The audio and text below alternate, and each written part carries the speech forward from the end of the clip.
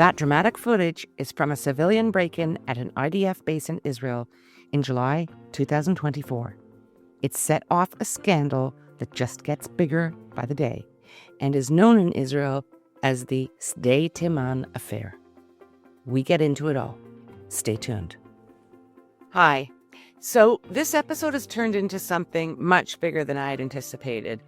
I'm referring, of course, to what is known as the Sde Teiman affair in Israel, and it's shaping up to be a scandal of epic implications. The case is in its earliest stages still, but it threatens to impugn the IDF Military Advocate General Office, the highest legal office in Israel, that of the Attorney General of the state, and regrettably draws in even more very high-level interests. I'm going to divide this podcast episode into 4 sections. You can find the timestamps in the podcast notes on our website, stateoftelaviv.com. In the first section, I'll set out the facts so that you understand the big issues. You must have the facts. The story seems to have begun in July 2024 and is still developing at a quick pace. Section 2 of the podcast consists of an interview I did last week with Ben Walhouse. He's an attorney in private practice today in Israel and a former member of the Military Advocate General Unit of the IDF, or MAG, as we call it. Ben brings perspective, deep knowledge of the law, and how the unit operates. Section 3 is a short update on where things stand at the moment.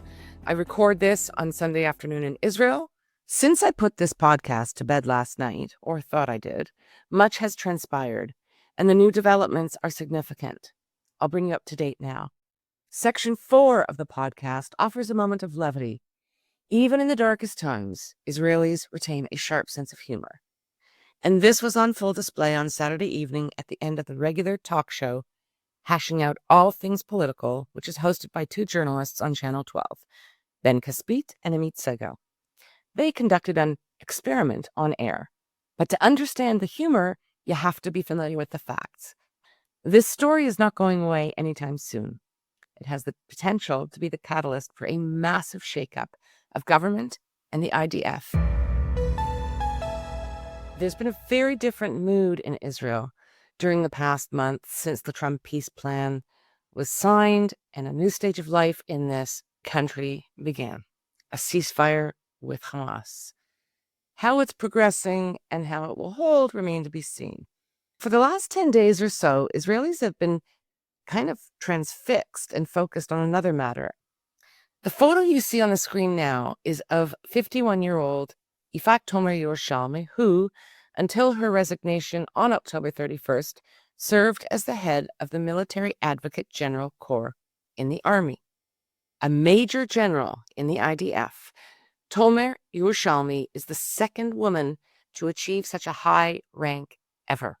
Her position is of critical importance. She oversees the legal compliance with state and international law of the IDF. Okay, so here's the story. It has become known in Israel as the Sde Teiman affair.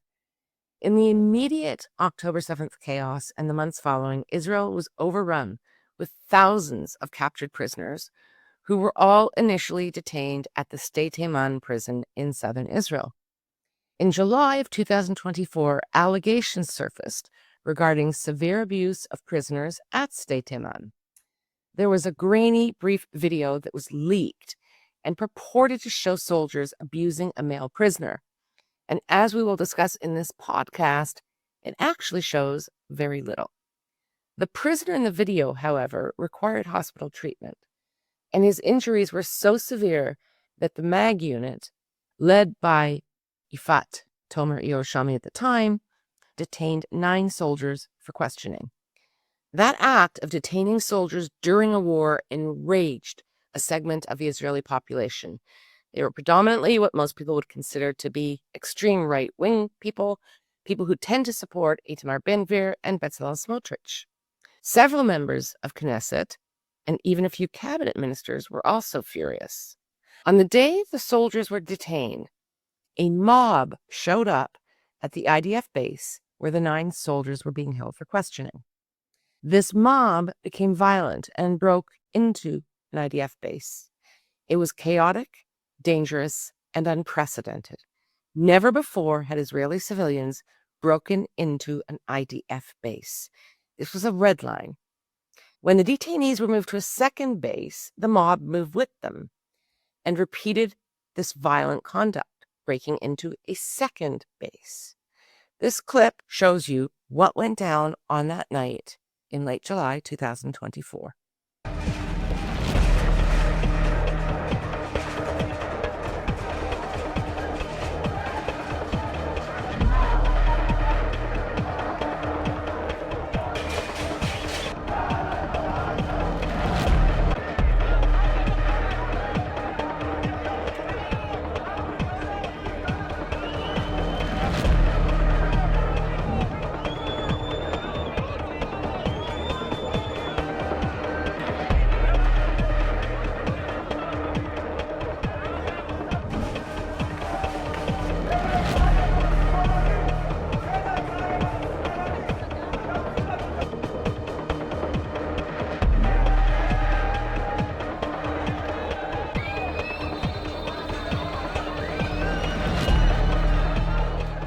After initial questioning, 5 of the 9 detained soldiers were indicted on serious criminal charges by the Office of the Military Advocate General.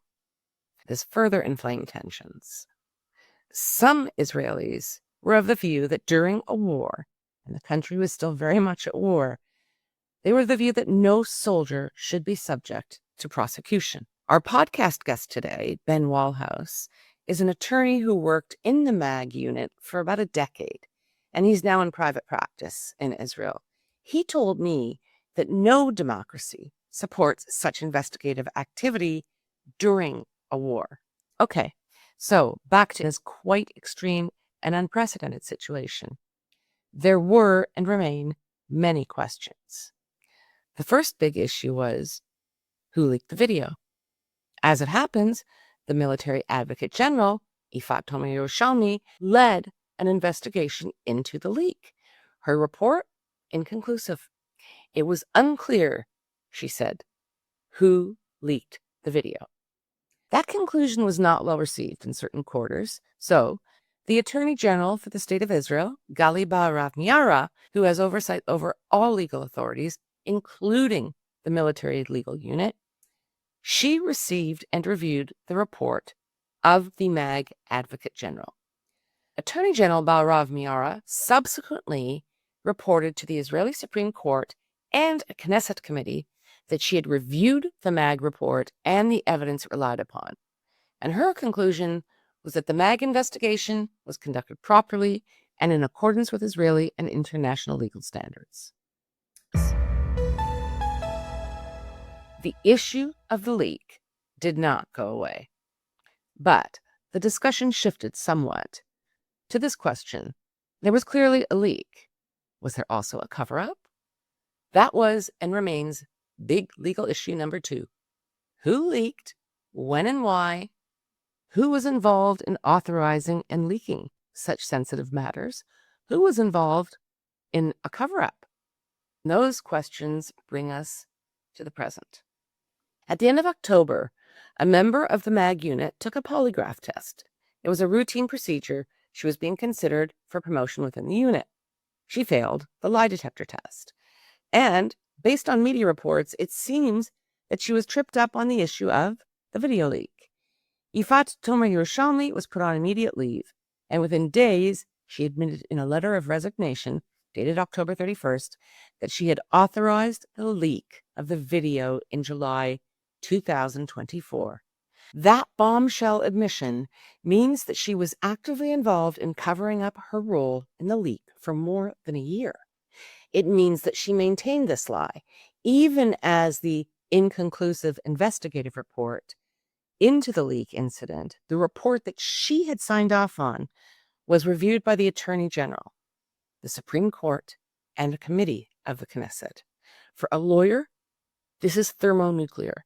The heart of the profession is about ethical conduct, meaning honesty, integrity.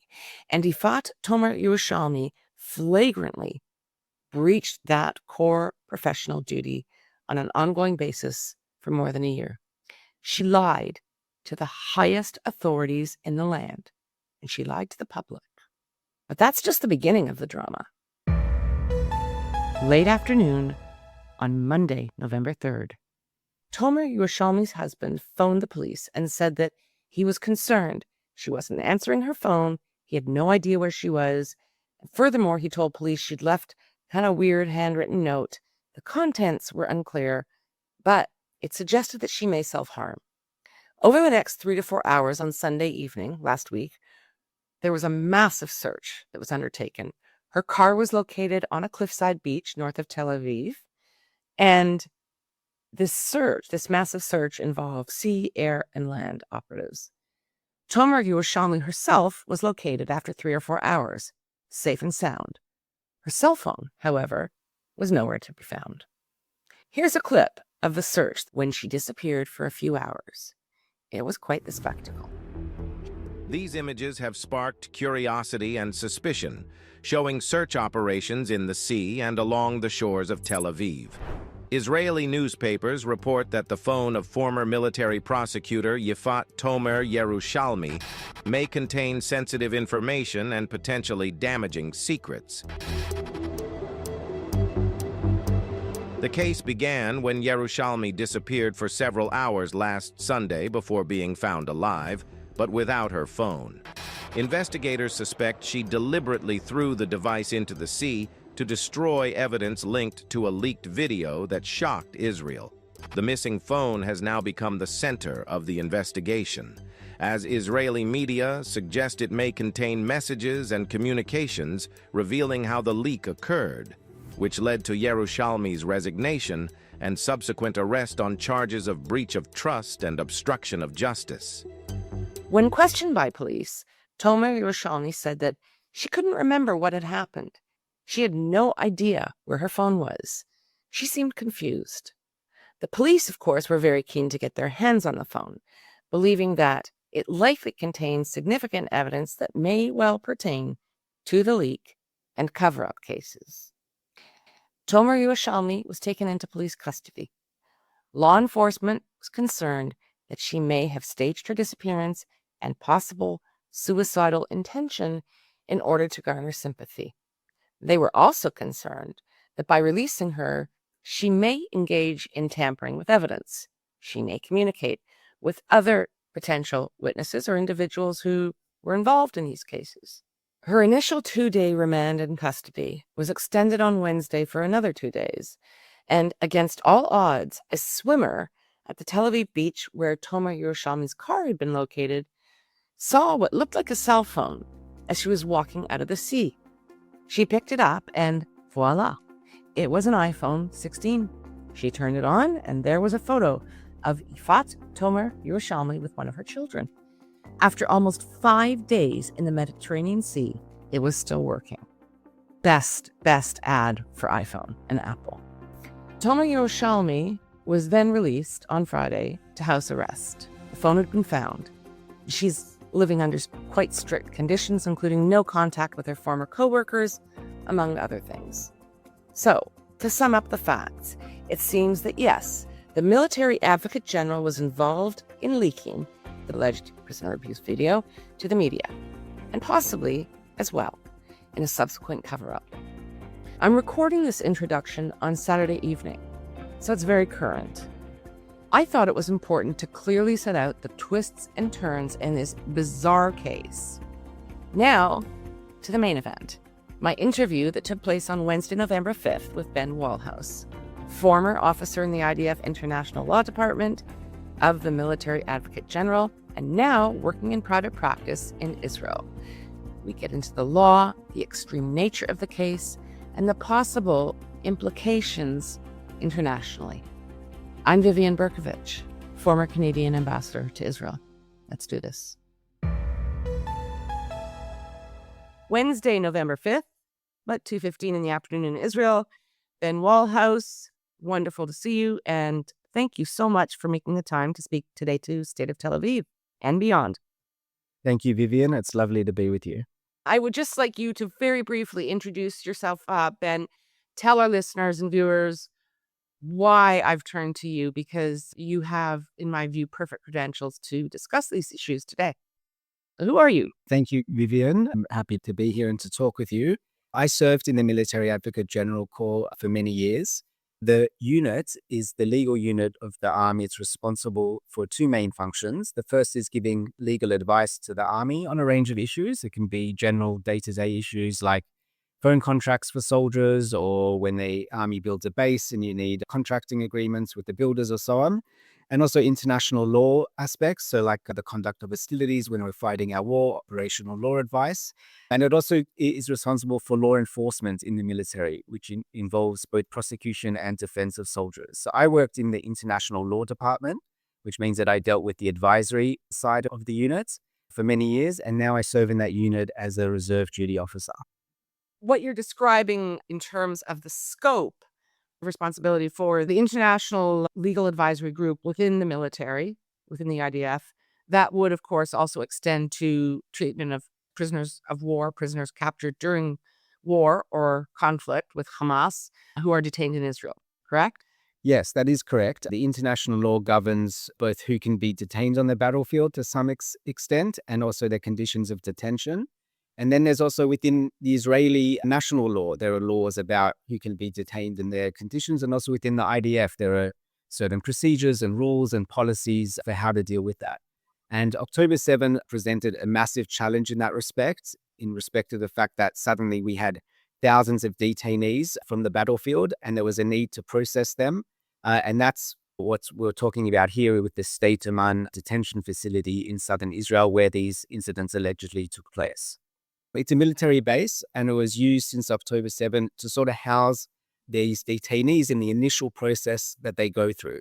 So they would be brought from the battlefield to this facility. You have people whose profession it is to question them and work out exactly who they are.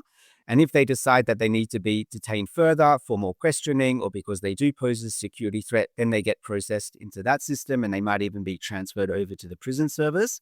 And if not, then they are taken back into Gaza by IDF forces. Okay, but there would not be any other individuals detained at Sde Teiman who may have been arrested, for example, in the West Bank, Judea and Samaria, or within Israel itself, would there? No, it was just used for the operations in Gaza. So let's kind of talk about what we're talking about. There was a video, and it was generated, made allegedly at some point in, I think, July 2024. Tell us what you know about the video and why it's so controversial.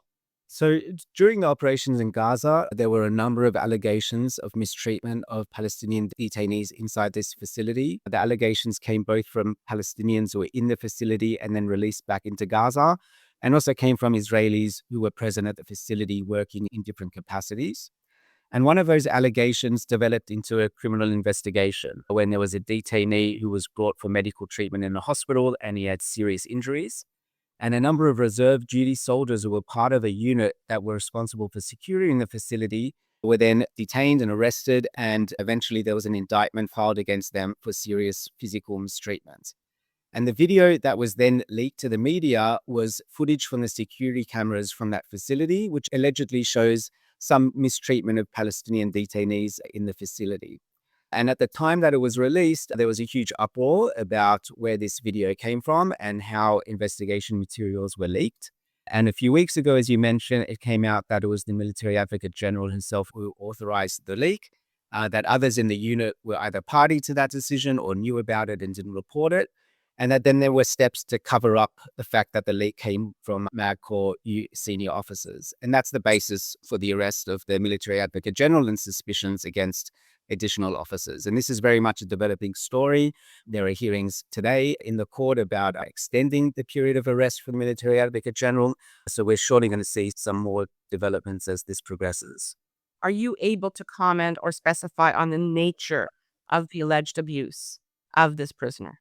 Not really, because the indictment just talks about really serious physical abuse. Because it's just at the indictment stage, they haven't presented their evidence or anything to the full extent. So I don't exactly know what it is that they're alleging.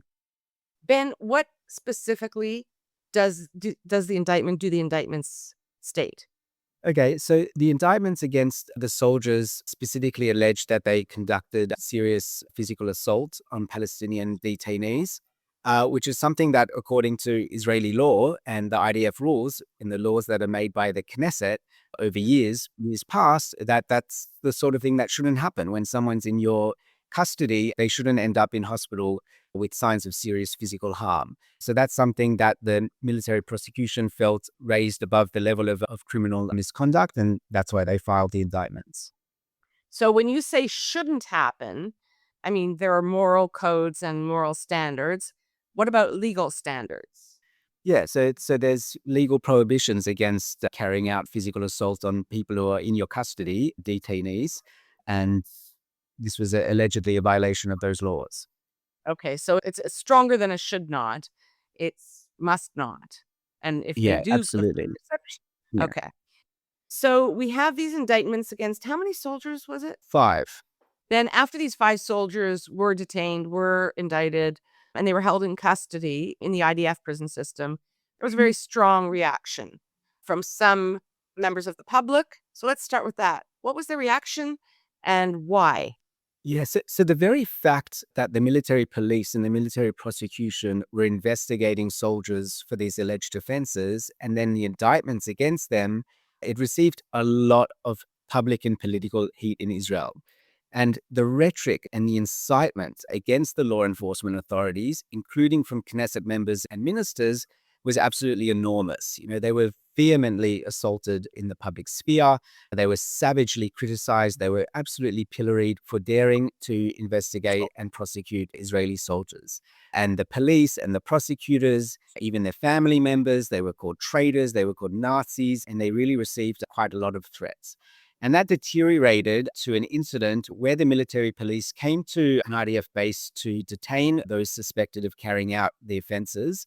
There was a big call out for the public to come and protest those actions. And a lot of people turned up at the base, including government members and members of Knesset. And it deteriorated to a break in the base, a massive break-in and, an attempt to sort of prevent the military police from carrying out their duties. So there is huge public discord and debate within Israel about whether it is okay or right or acceptable to investigate and detain IDF soldiers suspected of criminal misconduct during the war. And this relates to the leak because in the military advocate general's resignation letter from last week, she said that the leak was to contend with those attacks, to show this is a serious matter. It's a crime. It needs to be dealt with. The IDF is a law abiding military, and that means prosecuting misconduct when and where it occurs. And then there was obviously a big outcry about the leak itself because it not only put the IDF soldiers in a bad light within Israeli society, but it also obviously made it to global headlines. And there were a lot more information and allegations coming out about the scope and the nature of Palestinian detainee mistreatment. Okay. We've got this high level concern with respect to who leaked this. How did this happen? Who leaked the video?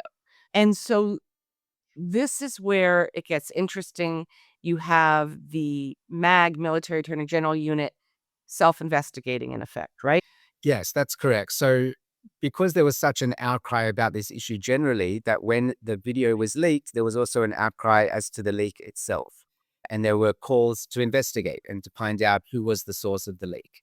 And the person who was appointed to carry out that probe is the Deputy Military Advocate General, who was not involved in the investigation and the prosecution of the detainee abuse, but he is a member of the unit. And that at the time raised a lot of consternation about whether it's the right thing to have someone from the unit investigating something which might have to do with the unit.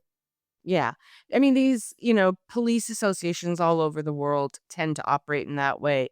A complaint is made, they have an internal unit that investigates. And I think that over time, these kinds of approaches have become, I don't want to say discredited, but there's a little more cynicism around them. So, and this is such a high profile, such an important case. So, this is the individual leading the investigation. There is broader concern. Just explain briefly how this case, then the investigation into the leak, is taken outside of the military. Who takes control and why? Well, I think the problem is that it wasn't taken outside of the military. The Deputy Military Advocate General conducted the probe with the support of the Attorney General's office. And then they then reported both to the Knesset and to the Supreme Court that the result of the probe was that they could not determine who was the source of the leak. I mean, the leak of the video itself, it could be criminal if it has an impact on the investigation itself. And in fact, one of the reports in the media now is that when they decided to leak the video, there was a discussion within the unit as to whether it would affect the investigation or not. And they decided that it wouldn't, and therefore it's okay to leak it. But this idea that afterwards there was a cover up and false testimony was provided to the Supreme Court and the Knesset, that in many respects is even more serious. And when we remember that there was such tension and focus on this issue within Israeli society about the very fact that there were indictments for detainee abuse. So now you have a situation that people who were responsible for that process are themselves alleged to have broken the law. And that's why it's achieving so much attention. Okay, so we have been this alleged incident in the summer of 24. We have soldiers arrested, indicted. We have an investigation done with respect to who leaked video of this alleged conduct and why. And the investigation is done internally in the MAG unit. And the conclusion is we don't know. This issue has been kind of roiling in the system, moving through the system for about a year. And then suddenly, late last week, it explodes again. Why? So what we understand is that one of the MAGCOR officers went for a polygraph in the context of being promoted to a new position. And in the polygraph, it came out that she had been authorized by the Military Advocate General or tasked with providing this video to the press. And that information was then given to the Chief of General Staff of the IDF, who then spoke to the Attorney General, and a criminal investigation into the Military Advocate General for her role in this process was opened. The Military Advocate General immediately went on leave and very shortly after resigned from her position with a public letter, and since then has been placed under arrest and is now being questioned while they also look at whom else may have been involved. And then a few nights ago, there was a very dramatic development where Yifat Tomer-Yerushalmi, it seemed that she had disappeared. She couldn't be found. Her spouse couldn't locate her, wasn't answering her phone. There were significant forces out looking for her. The end of the story is she was found safely. She appeared to be confused, and her phone had disappeared. I think that what we want to focus on here is the significance of what evidence may have been on her personal phone. Can you address that? Yeah, well, I mean, I'm about that incident. I know as much as you do just from the press. And if her phone has disappeared, then I guess that could have an impact on the investigation because, it's obviously a source for evidence, perhaps could be an indication of who else was involved. And that's something that we'll have to hear how it plays out in the court process. It's interesting. I'm sure you saw this. That it was yesterday on the news. The search for this phone is really big, focused, and intense. And, there are expert divers, and I'm sure from every part of police and possibly also IDF, they are studying the currents and the winds and everything in that area of the sea. And they're quite determined to find that phone and are optimistic that they will. So that says to me that they think that phone contains a lot of useful information in this case. Yeah, I think, the search and perhaps the media attention to it, I think it just points to the significance of this case and the fact that you have senior legal figures from Israel's public service who are suspected of some very serious misconduct.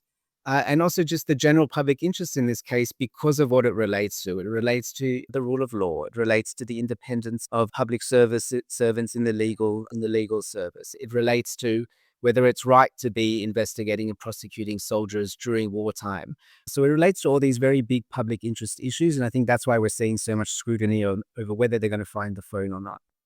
And it also, you're right. And even bigger issues than that, because I don't have to tell you that the implications, international legal implications of how this investigation in this case unravels, unfolds is really significant.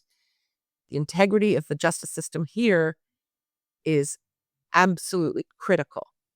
Right. So the military justice system is something that's based on the justice systems of other countries around the world, and many elements of our system share elements of other systems worldwide. And some of those elements are first independence. The military advocate general corps is independent from the chain of command, and they're really beholden only to the law. And in professional matters, as I mentioned, they're subject to the attorney general, who herself is the highest civilian legal authority in Israel, and herself who is independent. And we have this system of law enforcement where if there are allegations of criminal misconduct by IDF soldiers, whether it's stealing weaponry from a base or assaulting a fellow officer or misconduct on the battlefield, then that gets investigated and prosecuted by lawyers who should be independent and objective in their work. And that military justice system in Israel has been tried and tested, unfortunately, over many years because we have so much involvement in armed conflict. And it's really withstood any challenge against it in terms of whether it's not independent, whether it is biased, whether it's there just to defend IDF soldiers. And in many respects, the independence of this system and the efficacy of this system is something that's been almost an answer to many of Israel's critics internationally when they say that Israel is not abiding by international law, because we do investigate and we do prosecute where it's needed. So this incident, it has been used by some to perhaps suggest that there's a problem with the system. And I understand that because, when senior officers in that system are themselves alleged to break the law, then that could erode the trust in the system. But we can't be myopic about it. And we have to remember that this is an entire system made up of hundreds of people who are very professional, who are very committed to their role, who spend their entire professional careers helping Israel achieve its objectives in accordance with the rule of law. And that's something that, must continue, and it's something we must focus on. And we shouldn't let this incident throw all of that history out of the window. Absolutely. But I think that one of the big concerns in this particular case has been the way in which, again, the political echelon, the coalition government, senior cabinet ministers have inserted themselves into this issue, this particular case, with very vociferous comments and indicating, how they view it. And when you have members of the political government interfering or commenting in this way, does that not kind of impact the credibility, perceived independence of the justice system, whether it's military or civilian? Well, I think often when there's criticism against law enforcement officials, I think it only goes to show that the system is independent because it may not be doing exactly the bidding of what the political echelon wants. Now, we have to distinguish between this incident of the leak and the cover-up and the allegations of detainee abuse themselves, which is what the video are related to. There's no question that it's politically sensitive, to investigate and prosecute soldiers during wartime. There are not many countries who do that, actually. Most countries will do it after the war is completed. If you look at the experience of Australia and Canada and the UK in regards to their conflicts in Iraq and Afghanistan and so on, they're investigating allegations that happened decades ago, and they're investigating it today. But, the IDF, it wants to be an army that abides by the rules. It is, and that should be a source of pride for us. And those rules, which were passed by the Knesset, and are also obligations under international law, they include the prohibition against mistreatment of detainees. So we have a situation now where the military attorney general remains in custody. I think she's been in custody now for 2 days. She did appeal that initial order, and the court came back and said, no, we're not letting you out. And I believe there's another hearing today to extend that detention. Is that correct? And what do you know about that? No, that's correct. And they did extend her detention by another couple of days. Okay. And I'm just going to conjecture that part of the reason they're doing that is they want to find this phone and kind of, take away the possibility that this individual, the military attorney general, may further try to sabotage, destroy evidence. Station identification time. You are listening to or watching State of Tel Aviv and Beyond. Please take a moment to rate us on your favorite podcast platform. Give us 5 stars, pretty please. Review us, comment on our website, comment on YouTube, on Substack. Every review helps to get our material and content in front of more people. If you are not already a paying subscriber, please consider becoming one. You can go to our website at stateoftelaviv.com, just follow the subscribe tab, or if you would prefer, buy me a cup of coffee. You'll see the tab on our website in the upper right-hand corner. Thank you. And now, back to Ben Wellhouse. Aside from the military attorney general, Yifat Tomer-Yerushalmi, who remains in custody, have there been any high-ranking IDF legal officers that have been drawn into this case at this point? Yeah, so the investigation now is also focusing on who else was involved, because while the military advocate general took responsibility for the leak, there were seemingly other officers who were involved. At the moment, the person who is the chief military prosecutor under her has been put under arrest. There were a few people involved. But that also doesn't necessarily taint the entire system. I mean, as we said, this issue of the leak and the cover up is distinct from the allegations itself. And that process is something that it doesn't seem it was tainted. There was an investigation, and now there's an indictment, and now there'll be a court process. So it's very important to make sure that we have the right people in positions of command in these units, but it's also very important that we don't let this reflect on the system itself. So, Ben, before we wrap up, I want to switch to a broader context. We've been very focused on how this issue is perceived and understood in Israel, but there's a much broader context for it internationally. And I'd love you to comment on if and how this case could impact individual Israeli men who have served in the IDF either as conscripts or subsequently in the reserve forces, and particularly in the last 2 years. We know that there's one in particular, NGO based in Brussels, that exists to track down Israelis who served in the IDF in the last 2 years in the Gaza Strip, and to make efforts to have those individuals detained under international criminal arrest warrants in third countries. Is there any kind of link or connection between what's going on now in Israel with this case and this focus by some people and determination to arrest IDF soldiers abroad? Well, there, I think we need to look at, the fact that we can distinguish between the conduct of a few individuals here and the trust in the system itself. And if we look, for example, at what's happened since these allegations came out, I mean, the Attorney General immediately opened a criminal investigation into this incident.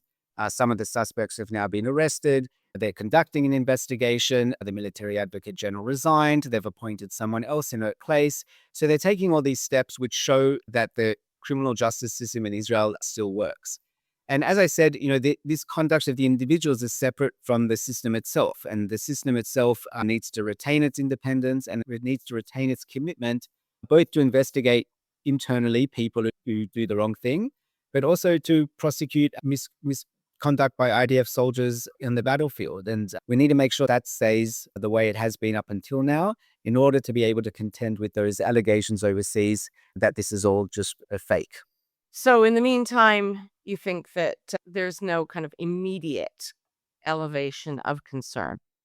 No, I don't think so, because firstly, the allegations that are here, they don't take away from the allegations of the incident of detainee abuse itself. I mean, no one's alleging that this video is fabricated. No one's saying that, the evidence that is being relied upon in the indictment was made up. And, while we're going to see a court process and you give them the presumption of innocence, that's an important element.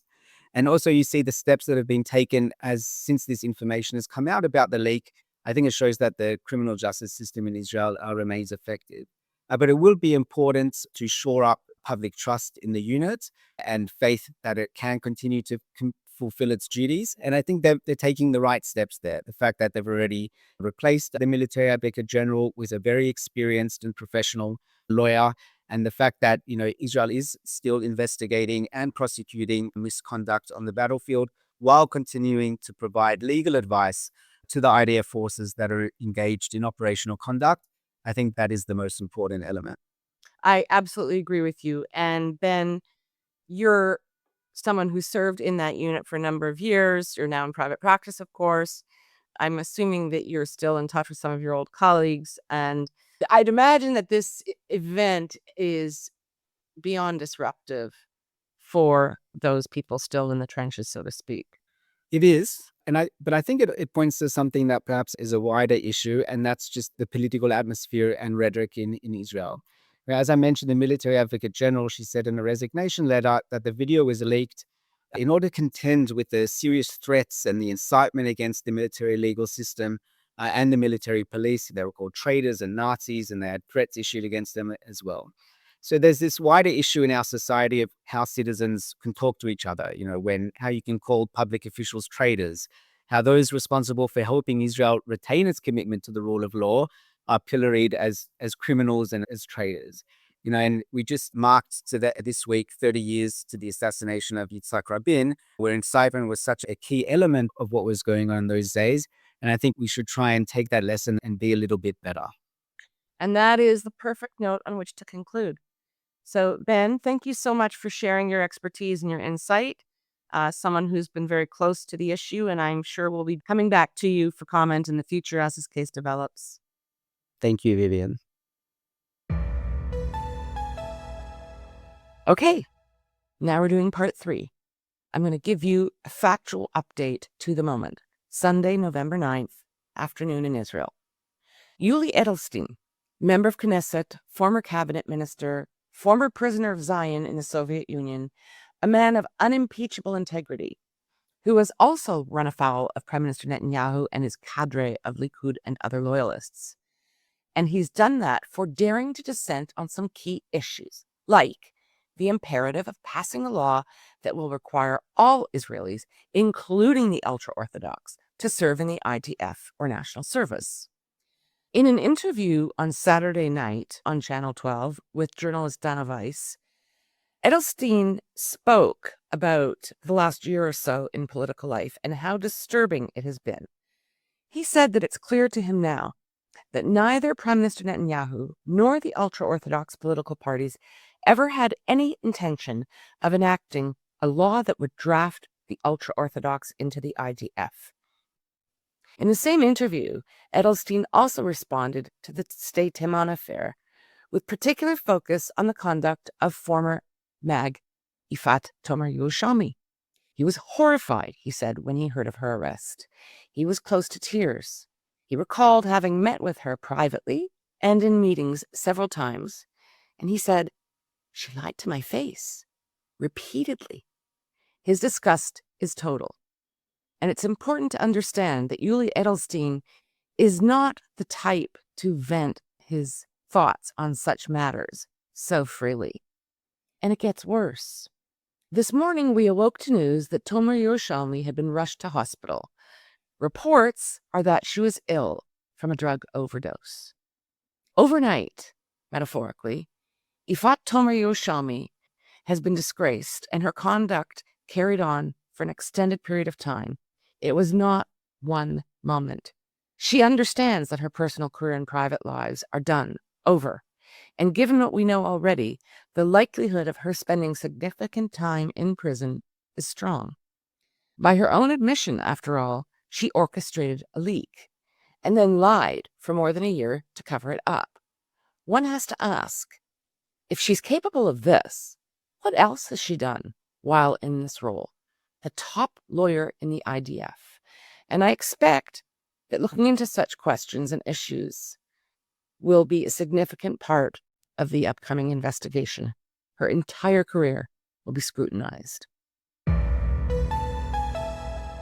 Time for part 4, a little levity. In Israel, we live in a pressure cooker that never seems to lose steam. And so humor, even black humor, is a critical life skill. It's also a very Jewish trait, one that seems to have become embedded in our DNA after millennia of persecution. So the whole iPhone thing, how did Yifat Tomer-Yerushalmi's iPhone, which seems to have been thrown into the Mediterranean Sea, how is it possible that it was immersed in seawater for 5 days and still works? It's pretty crazy, no? So, at the close of their weekly political talk show on Saturday evening, journalists Ben Caspit and Amit Segal conducted a science experiment on camera. It's cute, clever, and it'll be very interesting to see what the outcome is. We're showing you here a clip that Amit Segal posted on social media, and we've added English subtitles. Enjoy. הכנו לערוך ניסוי, הכינונו מראש. קיבלנו את הדגם החדיש של אייפון מסלקום במתנה. כן, עם ה-5G, כדי לראות הכל התנאים תואמים. עם רשות להתעלל בו. אוקיי, אז קודם כל, זה. יש לך עוד בקבוק? יש עוד. יכול למזוג בינתיים. אתה צודק. אז אנחנו פשוט נעשה סימולציה. עכשיו, אתה יודע שאחת הבעיות זה לא רק המים, אחת הבעיות זה שגם צריך מלח. הכין אותי מראש, אז אני ממליח פה את הפצעים. כן, זה התפקיד שלך בעולם. הנה הרבה מלח. יפה. עוד מים, נכון? לדעתי זה מספיק לסלולר. חושב? לא, שיחסה. הוא קובע פה יופי. שיחסה, יופי. זה גם, הוא נתפס במים רדודים. הבנתי, אוקיי, זה ככה זה מספיק. ועכשיו הטלפון, זה הטלפון, אוקיי. ראית איזה תמונה יש עליו? כן, זה ב-AI. ועכשיו? זהו. הפסולת לסל וחסל. אנחנו נתקשר אליו אחריי, נראות אם... מה קורה אם אתה? יש לך את המספר?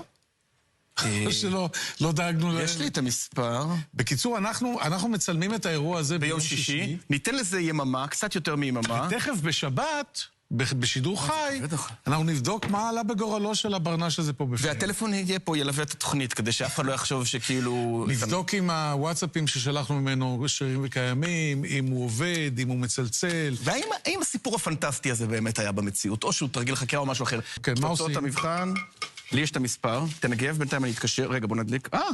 אני לא מאמין. זה דולק? זה דולק. רגע, זה דלק?